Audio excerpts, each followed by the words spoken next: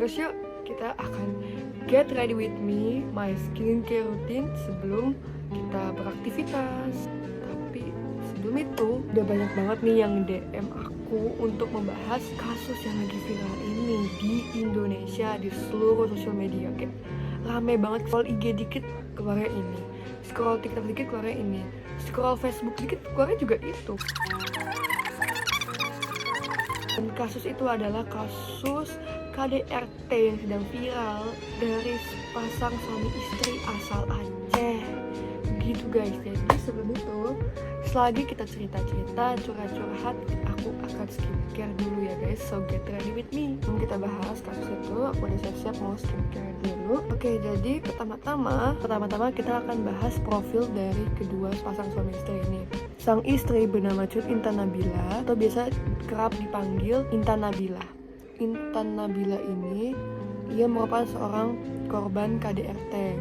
Ia adalah seorang selebgram yang kerap mengupload kegiatan-kegiatannya, kegiatan suaminya, keluarganya di sosial media seperti TikTok ataupun Instagram. Intan Nabila ini lahir pada tanggal 23 Maret tahun 2001. Beliau masih sangat muda ya guys. Lanjut, kita akan membahas sang tersangka yang melakukan KDRT ini, yaitu sang suami yang bernama Armor Toreador.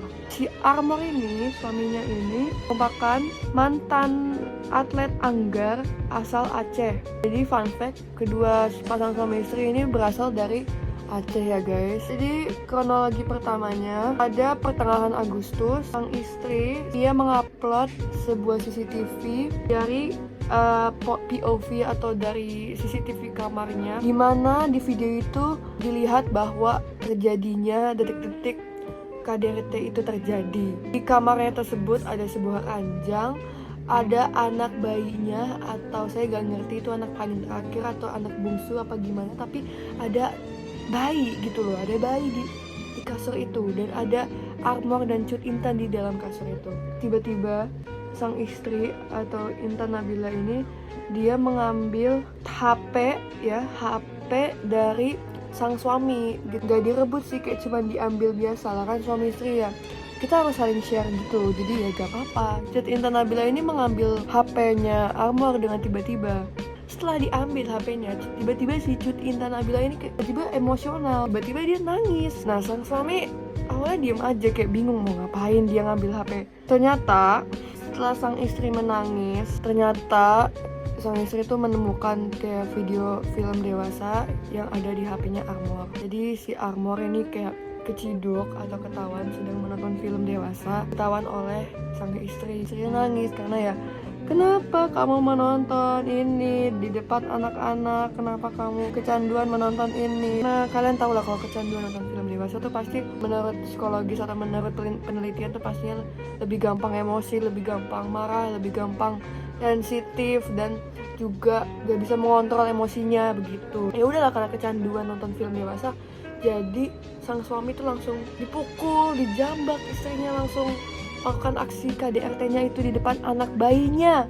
Bayangkan, ditonjok, ditendang, dijambak rambutnya, keluar kata-kata kasarnya dari mulut sang suami begitu. Mirisnya lagi, bayi yang ada di ranjang yang saya bilang tadi itu ketendang kepalanya, ketendang badannya oleh sang suami begitu. Kayak langsung bangun, anak yang lagi tidur langsung bangun. Guys, bayangin. Ya, kasus ini viral gara-gara sang istri itu akhirnya berani speak up dan berani mengupload video CCTV-nya itu. Dan setelah beberapa hari pencarian untuk mencari sang tersangka ini, kira ketemu sang Armor Toreador berada di hotel guys. Bayangin, di hotel. Langsung ditangkap oleh Kapolres Bogor. Setelah ditangkap, motif sang suami melakukan KDRT itu tuh sudah terjadi sejak tahun 2020 dan telah terjadi lebih dari 5 kali. Ungkap juga motif ia melakukan itu tuh gara-gara ya kecanduan dan keseringan nonton film dewasa gitu. Dan itu sih yang bisa aku bahas sampai sini, dan ya tanggapanku sih ya itu termasuk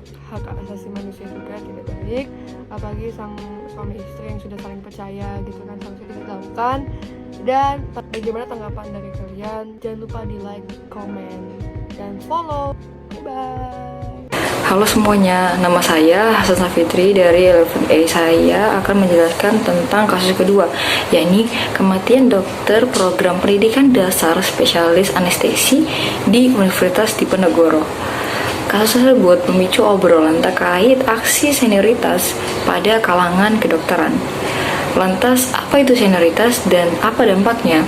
Seorang dokter muda PPDS anestesi di Universitas Diponegoro berinisial ARL diduga meninggal dunia pada malam hari Senin tanggal 12 Agustus 2024. Diduga ia menyuntikkan obat Roculax pada tubuhnya. Obat Roculax adalah obat yang ditambah untuk merelaksasi otot rangka pada pembedahan.